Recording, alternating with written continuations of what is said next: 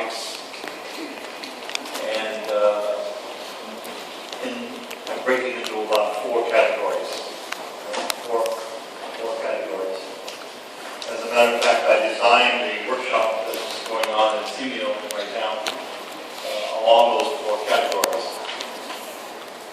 And for that workshop, we use Moodle, and in each of the categories, we put lots of documents so that the students have them available, download them. And I think she's sharing some of those with people who can. So I'm not as protective of my material. I never have been. There are some faculty who are very protective of their material. If they design a class, they think the class is theirs, and they shouldn't share it. But I've always been into sharing, especially when I'm working in Vietnam. I try to share as much as possible. I spend a lot of time collecting good documents, but they're all in English, most of them are in English, and I share them. But anyway, let me tell you about these four areas of research, and maybe they'll make sense to you. The first part of research I look at is the question, the problem, coming up with a problem, coming up with a question, coming up with the funding, all the front end stuff, and as part of that front end stuff, as we explore the development of the question and the issues, we use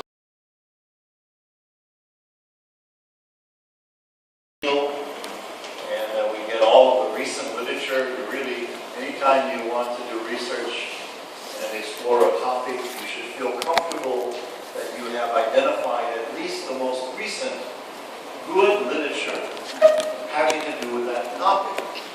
And believe me, there is. Any topic you can tell me. In probably 10 minutes, I can come back to you with some literature having to do with that topic. Now, these days, your lives are better. When I first started working in Vietnam in 1991, there was no electronic access. The libraries were pitiful. There was nothing. There were no resources to help people.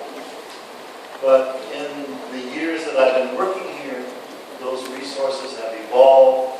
Access to the internet has expanded enormously. Many universities now have electronic versions of some of the big databases, literature databases. It's not totally solved. Not like me. I can sit at my house in Saigon, and I can log on to my library and pull it to me. And I can get anything in the library. Anything. If it's not available electronically, they will scan it for me and send it to me. All I have to do is request it. See, that's the kind of support that we give our faculty. And eventually, of course, that's kind of the watermark. Kansas University wants to aim for providing its faculty with as much support in that area as it possibly can. The same is true with the grant things. And I made a mental note to ask our grant people back home whether or not there's any free access grant database. And if there is, I will send an email to Ms. Holman. She will let you know what it is. But there's probably these days maybe some free databases about grant opportunities. Now, the problem with American grants, of course, is you generally need to be an American or you need to be partnered with American. But there are lots of resources available for people who partner with Americans, and that's going to be strong. So the first part of these four areas that I see then is all that initial stuff. Very, very important, because your ability to ask the question correctly determines how successful your research is going to be. Many of the problems that I see, people doing research either here or abroad, is that they are unclear themselves about which question which question they are trying to answer. And when you don't have a clear vision, a clear articulation of what the problem issue is and what the questions are that you want to answer, then generally the rest of what you do is confused, cloudy, covered, and the results are dubious, to say the least.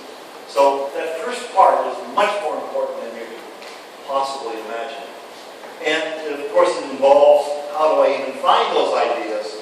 But then once you find those ideas, how do you put those ideas into words, into substance, you know? So, and in your case, you deal in Vietnamese, you know, and once again, I suggest strongly that you have a group of friends, colleagues, who look at the stuff you write, let them be critical, not negative critical, positive critical, you see?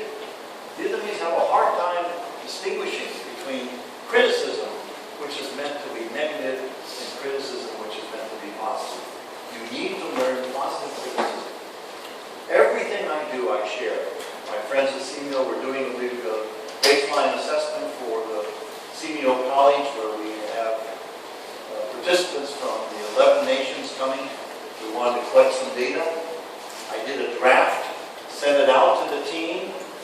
4 or 5 of them made very critical remarks about the content, about the way it was worded.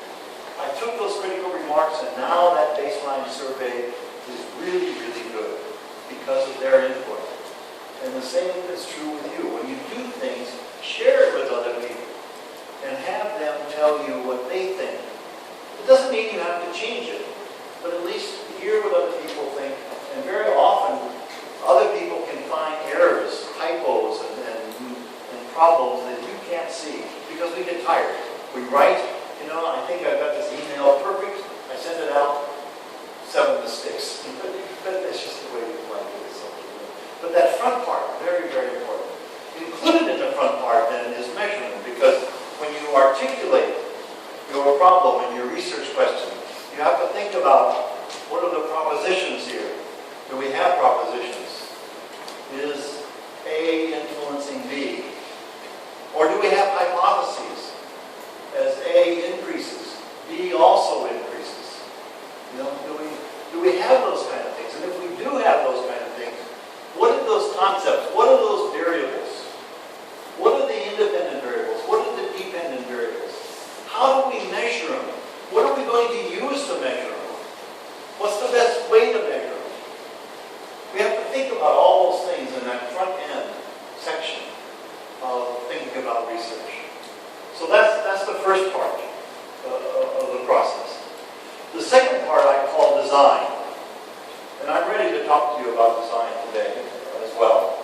I thought maybe if we had some time and we wanted to do some things, you know, it's nice to do activities, but with only one day and such a big crowd, it's hard to do activities, believe me, okay? So there's an interaction of pedagogy and the real constraints of the teaching assignment that you've been given. And this is one of those cases where it's very difficult since we only have one day together and such a large crowd.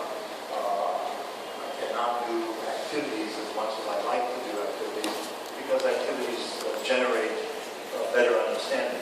But your questions are like those activities. They were exceptional questions. And I heard them, and the thing is to make them pay attention. So you'll have to keep on saying those. So the second part, the big part, is design, the overall design. And those designs can be anything from survey research, field research, experimental designs, quasi-experimental designs. Once again, depending on how well you've asked the question, that exercise will almost tell you which design might be the best design. You hear my language? The best design. For any given question, there are an infinite number of solutions for doing research. There is not just one design. There are hundreds of designs that you could choose, depending on how much time you have, depending on how much money you have, depending on all kinds of things. All right? So what we do as researchers is we pick the very best structure of research that we can, given all the constraints that are on us. Will the research be perfect? No. So the research I did with the juvenile delinquents in Orange County, they gave me $250,000 every year to do the research. I could not make it perfect. Impossible. You can't do perfect research. I know people who are researching in cancer and medical research get $1 million every year. You cannot be perfect. You will always make mistakes. Things always happen that interfere. So the best you can do is you can, under your circumstances, design a set of activities that you think are the best activities that you can accomplish. If you design activities that are too high, too much, too expensive, then you're going to fail.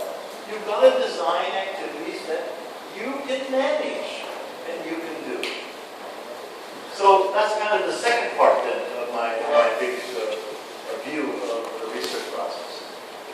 The third part, which is what you're getting next Thursday. Do I have a slide on it? Oh. You don't want that slide? Boring.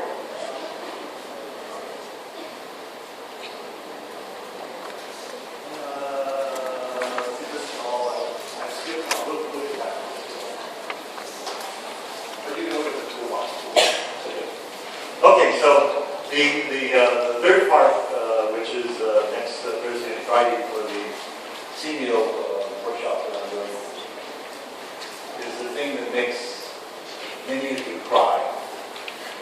Analysis. Statistics. Yes. Oh, listen, I have taught it so many times, and every time I teach it, one or two people in the class cry. Cry! Because students build it up, and they're so afraid of 2 + 2 = 4. So afraid that and they failed once, twice. So finally someone said to me, go to Dr. Berg, he's easy, he'll pass. And not easy. So that third section then is all of the tools that we use to analyze data, because those are important in research. Now, all of you, I don't want all of you to become statisticians, then I won't have a job. I'm a statistician. I give them good money when I pay for statistics. But, you've got to have somebody working with you that feels comfortable. You don't have to be an expert. You just have to know enough about what's out there to say, can you do a chi-square for me? Can you do a correlation coefficient? Can you, and work with someone who is comfortable with SPSS or comfortable using numbers and how. That's not cheating. If they did the whole project for you, that's cheating. If they do the whole analysis for you and write it up, that's cheating. But to get professional help, working as colleagues, that is not cheating. That is collegial effort. And you should depend on that, because we all cannot be experts on everything. We just cannot.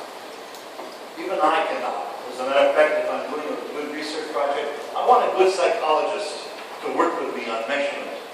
Because I'm not an expert on measurement. I can do measurement, but I'm not an expert. I'm a good statistician and other things, but not that. So that's the third area then, is the analysis. And then finally, the fourth area is the report writing, the article preparation, how do you do that, and all of that dressing part at the end of the research and what's expected. So those are the kind of the four areas that I cover researching. Just to let you know now, many of the questions that we've had today and the discussions have been about the first area rather than any of the other areas. Some of it had to do with the last area about publications and stuff. At the break, we had a discussion about a topic I guess I would call replication. I think it comes into play many times, not only here but other places. The extent to which an activity that looks like another activity is replication or plagiarism. You know, sometimes they can be mistaken. So do I take a document and I copy it, and give it to you and say, this is my research? Or have I taken the ideas here and replicated those ideas and come up with new data, new interpretations to either support or not support? Okay? So that was an issue we talked about, and that's something we probably have to discuss as well. All right, so I use this little analogy when I teach, whether I teach methods or whether I teach statistics, of a toolbox. And the students that come into my class often have had no research methods course and no statistics course. Maybe they know what a mean is, maybe they do, an average. Maybe they know what a median is, but they don't know much. You know, they've heard some words, but they don't know much. So they're starting with a toolbox that's pretty empty. They don't have anything in it, you know. And so one of the jobs I have in teaching those classes is to begin to give them some tools to put in their toolbox. So they need to know what the median is, and they need to know what the mean is, and they need to know what the mode is. Those are tools. They help us to apply them to data, and they help us understand the data. And we can talk about it, we can paint a picture with it. We can talk to other people. That there are more females in this class than there are males. The mode of this workshop is female. When we talk about gender. If I got all of your ages, I could add them all up, divide by the number, I have the average age. If you throw me into that calculation, what happens to the average age? It goes way up, right?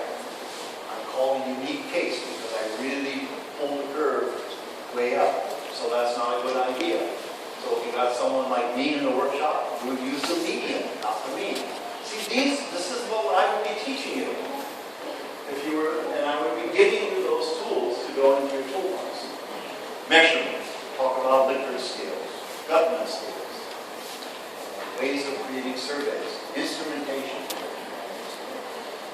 What happens as researchers, you continue to accumulate over your careers tools into your workbox. Every little experience that you have probably teaches you one or two new things. The likelihood is that when you begin to do research, you will have only 3 or 4 tools in your toolbox. And you will use those tools. Because you don't know anything else, you know. I go to fix a problem in my house back home. I have a hammer and a screwdriver and a wrench and a pair of pliers. And whatever the problem is, I fix it with those tools because that's all I